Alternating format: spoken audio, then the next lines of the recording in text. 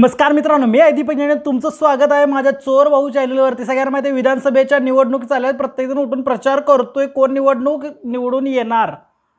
आता आपण बघणार आहे की सांगलीच्या उमेदवारी किती आहे आणि उमेदवारीमध्ये निवडून कोण येणार आहे। माझ्या हातात दोन मापटे आहेत, ती चिपटी आहेत ॲक्च्युअली, यांच्यावरती आपण बघणार आहे की नक्की निवडून कोण येते। आता तुम्ही म्हणाल कसं, तर व्हिडिओच्या शेवटपर्यंत थांबा।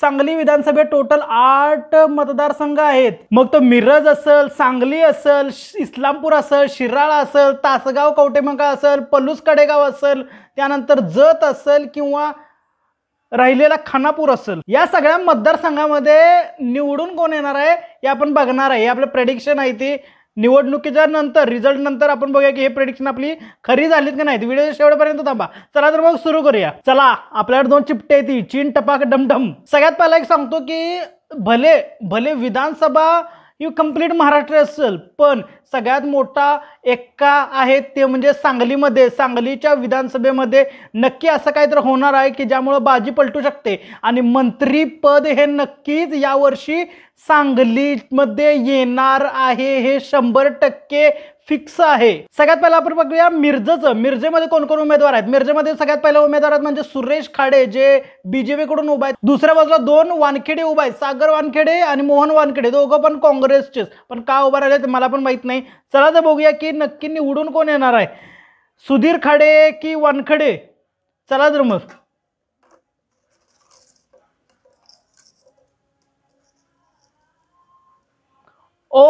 इथं असं वाटतंय की बीजेपीची शीट लागणार आहे। मिरजमध्ये बीजेपीची शीट, सुधीर खाडे निवडून येणार कदाचित मिरजच्या शीटवरनं, हे आपलं प्रेडिक्शन आहे। त्यानंतर दुसरा पॉइंट, दुसरा मतदारसंघ म्हणजे सांगली शहर। सांगली शहरामध्ये कोण निवडून येणार, चला तर मग सांगलीची उमेदवारी बघूया। सांगलीमध्ये 2 उमेदवार आहेत। पहिला म्हणजे बीजेपी कडून सुधीरदादा गाडगीळ आणि दुसरे म्हणजे काँग्रेसचा उमेदवार म्हणजे पृथ्वीराज पाटील।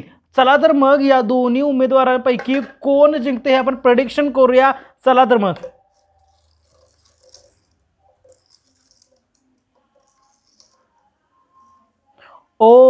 असं वाटतंय की काँग्रेस बाजी मारणार सांगली शहरामध्ये आणि पृथ्वीराज पाटील निवडून येणार सांगली शहरामध्ये।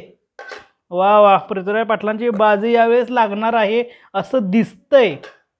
3 नंबरचा मतदारसंघ आहे तो म्हणजे सगळ्यात मोठा, राष्ट्रवादीसाठी बालेकिल्ला असलेला सगळ्यात मोठा म्हणजे इस्लामपूर शहर। आता इस्लामपुरामध्ये कोण आहे सगळ्यांना माहिती आहे। सगळ्यात मोठी उमेदवारी म्हणजे जयंत पाटील, NCP शरद पवारांचे सगळ्यात मोठे नेते ते म्हणजे जयंत पाटील इस्लामपूरमध्ये आहेत। आणि दुसऱ्या बाजूला श्रीकांतदादा पाटील। सगळ्यांना माहिती आहे की इस्लामपूर शहरामध्ये झाले काय, इस्लामपुरामध्ये झाले काय, सगळ्यांना असं वाटतंय की जयंतदादा पाटील हे सगळ्यात मोठे नेते आहेत राष्ट्रवादीकडून। पण इस्लामपूर शहर सोडता जर दुसऱ्या बाजूला तुम्ही गेलात, दुसऱ्या बाजूला म्हणजे इस्लामपूरच्या पूर्वेला बरेचसे असे गाव आहेत जे निशिकांतदादा पाटलांच्या बरोबर आहेत आणि त्यामुळे निशिकांतदादा पाटील ही आपली उमेदवारी भक्कमपणे दाखवत आहेत।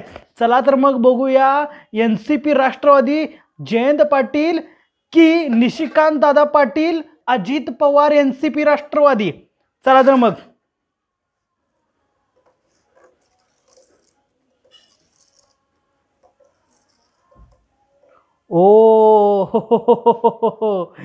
इथं सगळ्यात मोठा गेम होण्याची शक्यता आहे। निशिकांतदादा पाटील, आपल्या प्रेडिक्शननुसार निशिकांतदादा पाटील सगळ्यात वरती दिसत आहेत। जयंत पवार आणि त्यांच्या कार्यकर्त्यांनी इथं जरा सांभाळून राहायचं आहे, कारण यामध्ये जे होणारं चेंजेस आहेत ते निशिकांतदादा पाटलांच्याकडं बोट करतायत। निशिकांतदादा पाटलांसाठी एक चांगलं संकेत आहे इस्लामपूरसाठी, आणि हे धोक्याचं संकेत आहे राष्ट्रवादी शरद पवार गटासाठी।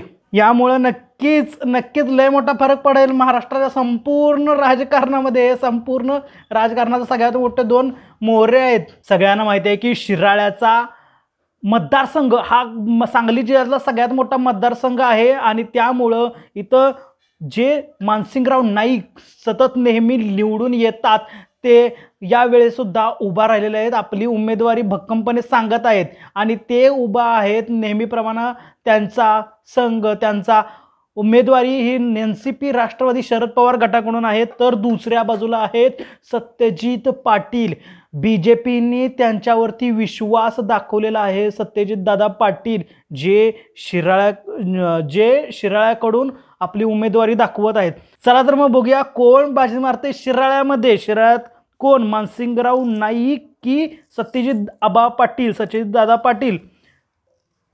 हो, सांगलीमध्ये बऱ्याचशा अशा गोष्टी दाखवते की ज्या गोष्टी आजपर्यंत घडलेल्या नाही आहेत आणि दुसऱ्या बाजूला सत्यजित दादा पाटील हेच पारडं जड दिसते असं आत्ताच्या कंडिशनला तर वाटतंय। आपण रिझल्ट नंतर प्रेडिक्शन सगळ्या चेक करूया की नक्की होते काय।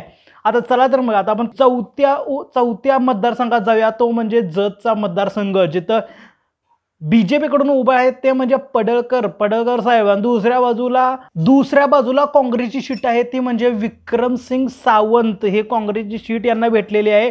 तर चला तर बघूया की पडळकर पुन्हा एकदा निवडून येतेत काय किंवा विक्रमसिंग सावंत काँग्रेस ही बाजी मारते काय। चला बीजेपी वर्सेस काँग्रेसची लढत जतमध्ये आहे। चला बघूया जतमध्ये कोण निवडून येणार आहे। आपल्या प्रेडिक्शननुसार आत्ताच्या कंडिशनला पडळकर साहेब कुठं तर खाली दिसत आहेत आणि दुसऱ्या बाजूला विक्रमसिंग सावंत या केसमध्ये आत्ता वरती दिसत आहेत आपल्याला। तर हे रिझल्ट आपण रिझल्ट नंतर बघणार आहे की नक्की आपले प्रिडिक्शन किती खरे होते। पुढला मतदारसंघ आहे तो म्हणजे खानापूरचा मतदारसंघातून कोण कोण उभा आहे। सुहास बाबर उभा आहेत। सगळ्यात पहिला म्हणजे सुहास बाबर जे शिंदे गटाकडून शिवसेनेकडून उभा आहेत, तर दुसऱ्या बाजूला वैभवराव पाटील हे काँग्रेसकडून उभा आहेत। या दोघांच्या मधून कोण निवडून येते आपण जरा यावेळेस चेक करणार आहे। चला तर मग आपलं प्रिडिक्शन लावूया कोण येणार आहे खानापूरच्या मतदारसंघातून। सुहास बाबर यांची वर्णी लागू शकते। यावेळेच्या विधानसभेमध्ये सुहास बाबर यांची वर्णी लागू शकते असं क्लिअरली प्रिडिक्शन खानापूरच्या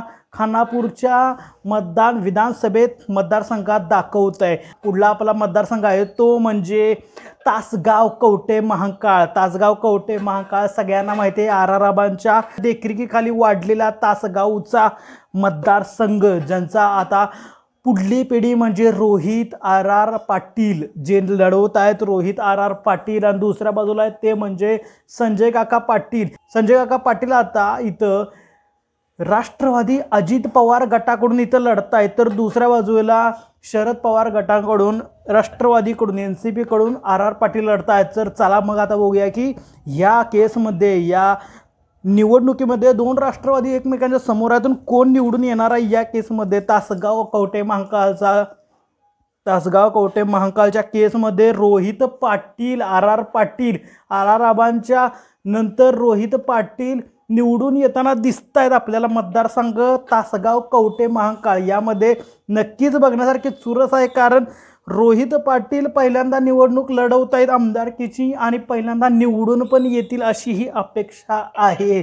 चला तर मग सगळ्यात एकमेव शेवटचा मतदारसंघ राहिला आहे तो म्हणजे पलूस कडेगाव मतदारसंघामध्ये सगळ्यांना माहिती आहे की डॉक्टर विश्वजित कदमांचा सगळ्यात मोठा मतदारसंघ तो म्हणजे पलूस कडेगाव, ज्यांचा बालेकिल्ला काँग्रेसचा बालेकिल्ला येत आहे। दुसऱ्या बाजूला आहेत ते म्हणजे संग्राम बाबा देशमुख जे बीजेपीकडून लढत आहेत। चला तर मग या केसमध्ये कुणाचा पगडा भारी दिसतोय, विश्वजित कदम काँग्रेस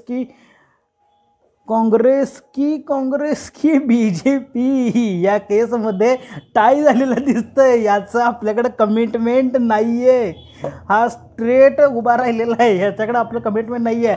हे रिझल्ट आपल्याला रिझल्ट नंतरच बघायला भेटणार आहेत। तुम्हाला काय वाटतं जरा सांगा, तुमचा मतदारसंघ तुम्ही कोणाला वोट करताय हे सगळं मेन्शन करा कमेंट बॉक्समध्ये। चला तर मग नंतर भेटू आपण, नंतर मतदारसंघ, तुमचा मतदारसंघ कोणता आहे खाली मेन्शन करा, त्याच्यावरून आपण प्रेडिक्शन लावू। चला तर मग धन्यवाद।